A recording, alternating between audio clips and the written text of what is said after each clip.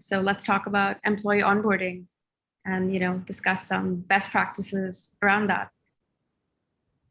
Yeah, so employee onboarding is one of the most overlooked but important things that you can do to the success of your company overall. What I mean by that is the cost of an employee who doesn't work out is extremely high. I looked at the numbers years ago, but let's say it's probably like the equivalent of their full-time salary if they don't work out within the first 6 months. So it's incredibly high cost if that employee doesn't work out, right? This is from finding the employee, right? So there's a lot of time and effort that usually goes into recruiting someone, finding them, recruiting them. Then there's a bunch of time that goes into training them, getting them going. And then they start owning projects. And then if they leave, there's a huge cost to the disruption that occurs when they leave as well. So the cost overall is really, really high if you mess up with any employee when you hire them. A big part of employees not being successful is by not doing a good job with onboarding. In a few things that go into onboarding, I think number one is actually starts even before you actually hire the person, which is actually writing a really good job description. So what are you hiring this person for? What are they going to do at the company? If you don't have a clear idea of that in your head, then arguably you probably shouldn't hire them because they're not going to come in at your work at your company and suddenly figure out what they should be doing. Like there's a few rare people who are really, really smart and they've run their own companies and done a few things that you probably can do that with. But overall, with most employees, you know your business better than they do. Even if they are an expert in a certain area, the likelihood of them being able to come in and figure this out is relatively low. So first have a great job description. And then what you can do is you can take that job description and put it into a 30, 60, 90 day plan and essentially an onboarding checklist. So it says like, what do we expect you to learn in this period of time? What do we expect you to start producing by your first 2 months in? And then by your third month in, what do we really expect you to be an expert at? And all of that is sort of built on a job description to start with. So it's a place to start. So that's a big part of a good onboarding is once again, knowing what you want the person to do in the first place. And so they have really clear goals and outlines that they should be focused on to be successful. Another big part of it is making sure that they have access to all relevant data and information when they get started. Because frankly, like every new employee and probably most people listening to this call have been a new employee at some business at some point. Once again, no matter how smart you are and how much you might know the industry, even if it's a new company, you're still sort of a fish out of water. There's a lot to learn. You're trying to understand the culture of the company. You're trying to understand its history. You're trying to understand your manager, your manager's manager, and understand what this business really is.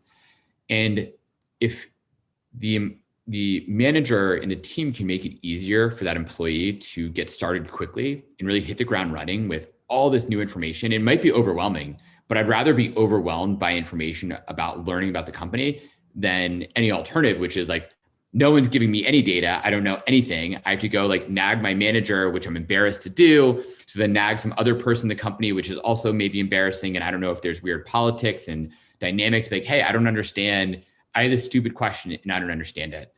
So I think the third part, sort of second or third part, is having really just good onboarding information about the company and culture and history and terms they should know, stuff like that. And then a third one that's also really valuable are sort of two other things that we do that I think are really important in general, but especially for a virtual company like AbstractOps, a remote company, is the idea of have everyone meet. We're still small enough that you can meet everyone on the team, learn a little bit about them, learn who they are, learn what they're doing, learn what they're working on, just to build some of that culture, but also help build knowledge of what the people are doing. And then the final part is, and there was one other piece I was going to say, now I'm blanking on it, but I think those are some of the biggest ones that are really most important. So from your experience, startups that want to be scrappy about this, what kind of tools or what kind of setups can they use for onboarding? Like, what would you recommend? Yeah, so I talked a lot about the sort of cultural side of onboarding, right? There's some technical pieces as well when you're thinking about tools, but at a high level, you don't need to do anything fancy. You can be very scrappy about onboarding. We have a whole template internally at AbstractOps that is the onboarding checklist. And there's a bunch of generic things that every single person at the company is going to want to see. It doesn't matter if they're in engineering or in sales and marketing or back office. There's a set of information once again about the company, its history, written documentation, offsites, things like that people are going to want to see no matter what. And so you can put that into a Notion page. So it's effectively free to have that information listed somewhere. There are some tools that help you with onboarding onto a variety of SaaS tools. So we don't use any today at AbstractOps, but there are a variety of them out there that can sort of with one click, you can SSO, single sign-on into a variety of tools. So you can set up their Google account, and then you can automatically have them have access to your Notion, your Slack, maybe your Jira or Linear type tool if they're engineering, GitHub, things like that. And there's various ways to make that relatively seamless to onboard them onto these tools and get them going as well. Makes sense. So you don't need fancy tools for a great onboarding process.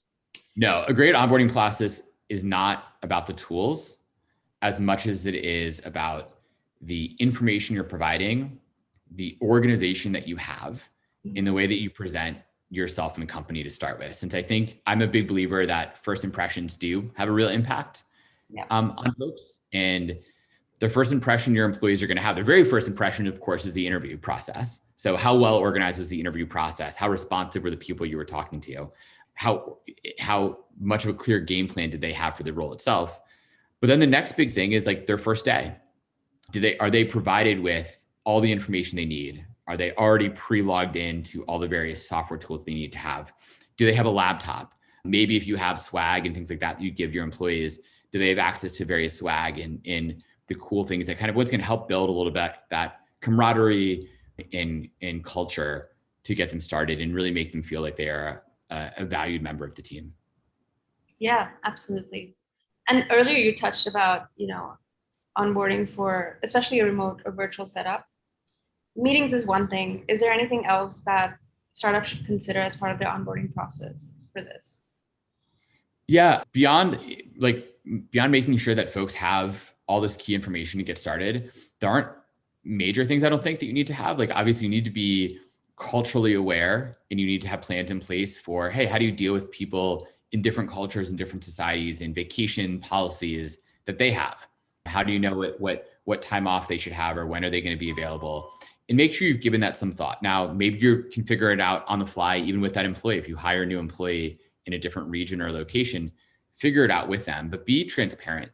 I think that's just that's at least certainly a cultural mindset that we have at AbstractOps is transparency is a good thing. And then on top of it, as a remote first companies, I think being able to document a lot of things, and document doesn't always mean writing, although it can mean a lot of writing, but it also might mean recording a lot of meetings. So we record a large majority of our meetings that we have so that people can go back and listen to them.